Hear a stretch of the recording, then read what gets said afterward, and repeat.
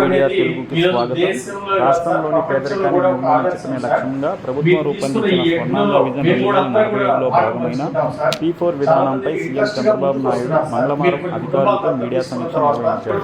స్థానిక మున్సిపల్ కార్యాలయంలో జరిగిన సీఎం వీడియో కాన్ఫరెన్స్ కి చీఫ్ మినిస్టర్ జీవీ ఆంజనేయులు పాల్గొన్నారు. రాష్ట్ర అభివృద్ధి కోసం సీఎం చంద్రబాబు నాయుడు అహర్నిశలు శ్రమిస్తున్నారని, ఆయన స్ఫూర్తితో నియోజకవర్గంలోని 100 పేద కుటుంబాలు తాను దత్తత తీసుకోవడం జరుగుతుందని తెలిపారు. వినుకొండ పట్టణంతో పాటు గ్రామాల్లో అధికారులు బంగారు కుటుంబాలను గుర్తించి దత్తత తీసుకుని వారి సమస్యలను పరిష్కరిస్తూ పేదరిక నిర్మూలనకు పాటుపడాలని కోరారు.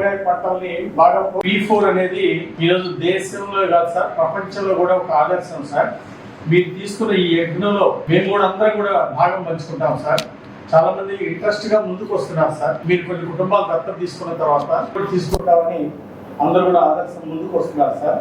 అట్లాగే వినుకొండ నియోజకవర్గాన్ని, పల్నాడు జిల్లాని ఒక హార్టికల్చర్ హబ్ గా కూడా తీర్చిదిద్దడానికి మేము ఒక ప్రణాళిక తీసుకున్నాం సార్. ఎందుకంటే పండ్ల తోటల వల్ల ఆదాయం బాగా ఉంది. మేము వరి వేస్తూ ఉంటే దానివల్ల 20,000, 25,000, 30,000 మించి ఆదాయం రావట్లేదు. నీళ్ళు ఎక్కువ ఖర్చు అవుతుంది, ఆదాయం తక్కువ వస్తుంది. అందువల్ల పామ్ ఆయిల్ తోటల్ని, హార్టికల్చర్ తోటలు, కూరగాయ పంటల్ని బాగా ప్రోత్సహిస్తున్నాం సార్.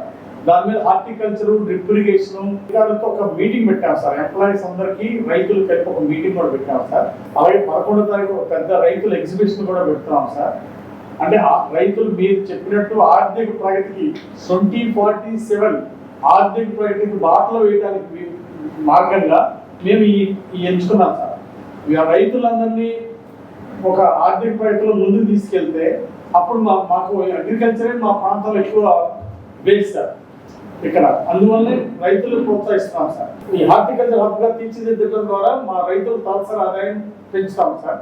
ఇది మేము ఒక లక్ష్యంగా తీసుకున్నాం సార్. చాలా సంతోషం.